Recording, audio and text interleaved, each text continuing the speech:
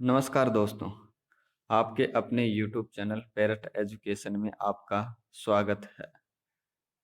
दोस्तों, इन छोटे-छोटे वीडियो की श्रृंखला के अंदर आज हम बात करेंगे अधिगम के एक छोटे से बिंदु के ऊपर, जिसका नाम है अनुभाविक अधिगम, एक्सपेरिएंटियल लर्निंग या कोल्ब मॉडल।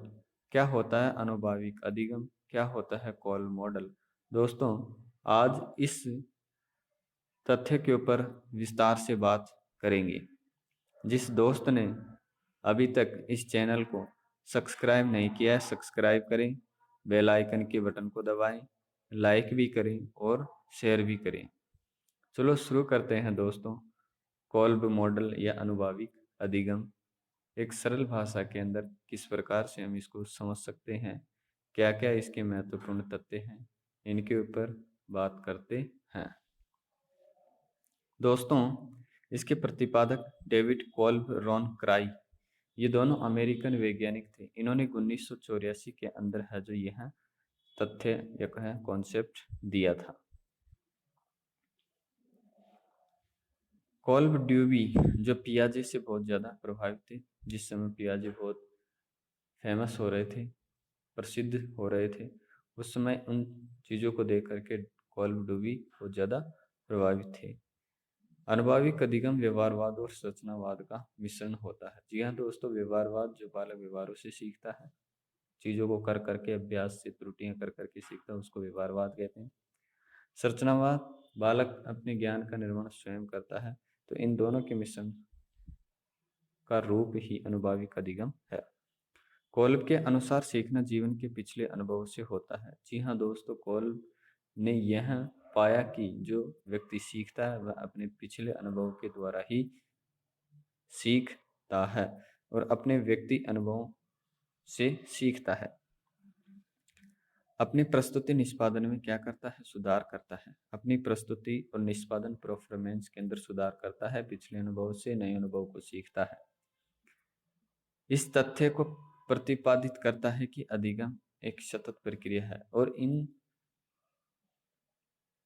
कॉन्सेप्टों को समझाते हुए एक महत्वपूर्ण कॉन्सेप्ट के ऊपर पहुंचते हैं और वो कहते हैं कि अधिगम एक सतत प्रक्रिया है। जी हाँ दोस्तों, वास्तव में अधिगम एक सतत प्रक्रिया है, क्योंकि पूर्व अनुभव बाद के अनुभवों को सीखने के अंदर सहायता प्राप्त करते हैं, तो इसलिए हम इसको सतत प्रक्रिया कहते हैं।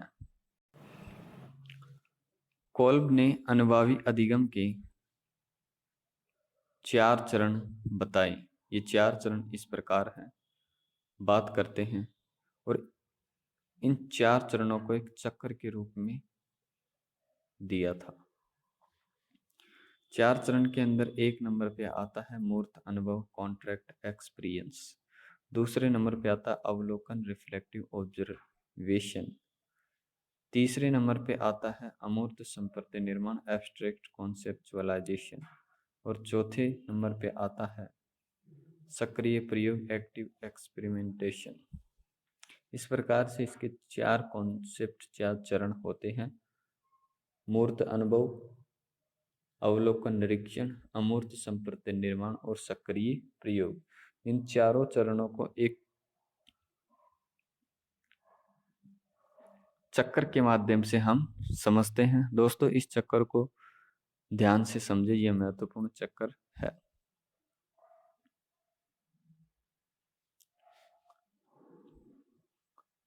कॉन्क्रीट इसको बोलते हैं दोस्तों, मूर्त। ये होता है रिफ्लेक्टिव ऑब्जर्वेशन, अवलोकन निरीक्षण।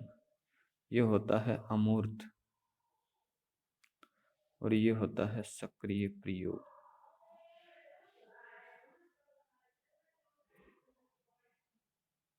हिंदी में इनके नाम है जो हमने ऊपर देख लिए थे। मूर्त अनुभव, मूर्त अनुभव से मतलब है, से तात्पर्य है कि व्यक्ति के पास कुछ पुराने अनुभव होते हैं, उनके अंदर कुछ अवलोकन करता है, कुछ निरीक्षण करता है।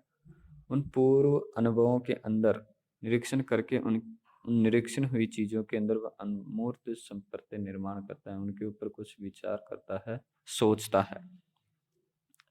उसके बाद में आता है उन सोची हुई चीजों को वह सक्रिय रूप से क्या करता है, प्रयोग में लाता है कि किस प्रकार से वह उसके अधिगम के अंदर सहायता प्रदान करते हैं। दोस्तों, एक सरल उदाहरण के अंदर हम इस प्रकार से समझ सकते हैं कि जैसे एक रीट का विद्यार्थी है।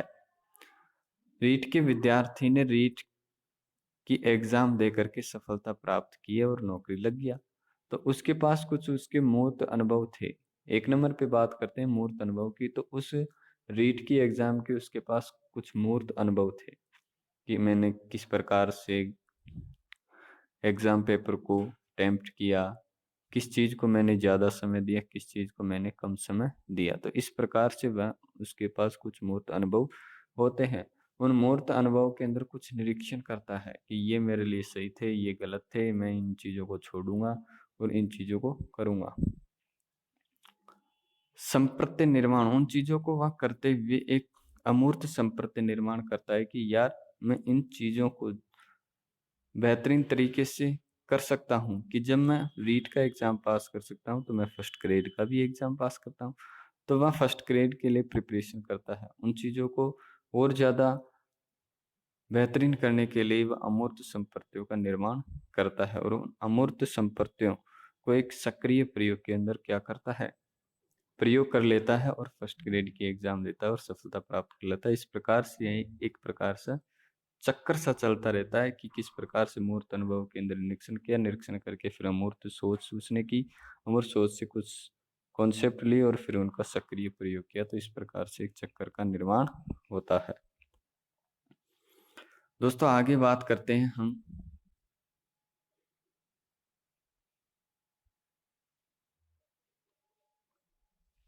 1984 के अंदर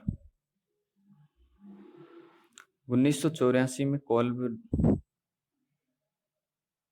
ड्यूवी ने लर्निंग स्टाइल इन्वेंटरी, ये एक किताब का नाम है। इस बुक में उन्होंने बताया कि प्रत्येक अधिगमकर्ता सीखने का अपना तरीका होता है। इस आधार पर उन्होंने 4 प्रकार के व्यक्ति बताए। तो उन्होंने इस बुक के अंदर कहा कि जो भी व्यक्ति अधिगम करता है उन सब व्यक्तियों के अपने तरीके होते हैं। इस आधार पर उन्होंने 4 प्रकार के व्यक्ति बताए। इनको हम डाका से याद कर सकते हैं। दोस्तों, ये एक ट्रिक है। डी से डाइवर्जर, असाइमुलेटर, कन्वर्जन और अकोमोडेटर, 4 प्रकार के होते हैं। पहले नंबर पे आता है अपसारी डाइवर्जर। अपसारी के अंदर आते हैं मूर्त अनुभव और अवलोकन निरीक्षण आदि से चिंतन करते हैं। जो अपसारी चिंतन करने वाले व्यक्ति होते हैं उनके अंदर अमूर्त अनुभव ज्यादा होते हैं और अवलोकन निरीक्षण करने की क्षमता ज्यादा होती है। अपसारी को इस रूप में समझ सकते हैं कि दोस्तों, अपसारी का मतलब होता है किसी चीज का फैलना। अर्थात इस रूप में हम इसको समझ सकते हैं कि एक ही जैसे एक कोई समस्या है तो उसके अनेक हल हो सकते हैं। इस प्रकार से हम इसको समझ सकते हैं। जिस प्रकार से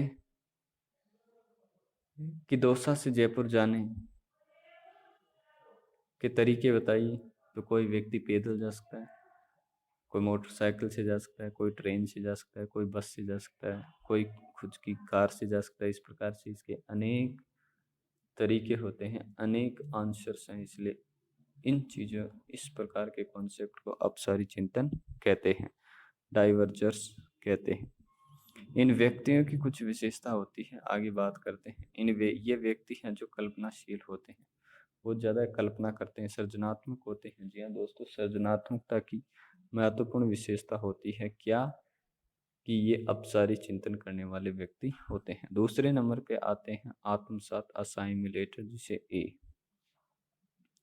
इन व्यक्तियों के अंदर अवलोकन, निरीक्षण और अमूर्त संप्रति निर्माण से चिंतन करने की क्षमता बहुत अधिक होती है। जी हाँ दोस्तों, ये जो व्यक्ति होते हैं इनके अंदर अवलोकन, निरीक्षण और अमूर्त संप्रति करने की बहुत ज्यादा क्षमता होती है। इनकी विशेषता होती है कि ये ज्यादा जानना चाहते हैं और सैद्धांतिक होते हैं। जी हाँ, इनके अंदर ये जिज्ञासु प्रवृत्ति के हम इनको कह सकते हैं। ये सैद्धांतिक होते हैं, अपने सिद्धांतों के अनुसार चलते हैं, तो इसके लिए इनका एग्जाम्पल होता है जैसे गणितज्ञ। गणितज्ञ इस प्रकार के ही व्यक्ति होते हैं।